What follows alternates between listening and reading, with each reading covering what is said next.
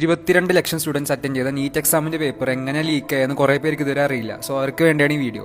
ജയ്പൂരിലുള്ള 2 പേര് ഈ paper leak ചെയ്തിട്ട് മഹാരാഷ്ട്രയിലെ ഒരു പ്രസ്സിലേക്ക് ഇവർ അയച്ചു കൊടുത്തു. ആൻഡ് ഈ സെയിം പ്രസ്സിലുള്ള ഒരാൾ ആരും അറിയാണ്ട് സീക്രട്ട് ആയിട്ട് ഈ പേപ്പർ ജയ്പൂരിലുള്ള 2 പേർക്ക് അയച്ചു കൊടുത്തു. ജയ്പൂരിൽ നിന്ന് ഈ പേപ്പർ പോണത് ഹരിയാനയിലുള്ള ഇതിന്റെ ഒക്കെ മിഡിൽ മാൻ ആയിട്ടുള്ള ഒരു ഡോക്ടറിന്റെ കയ്യിലാണ്.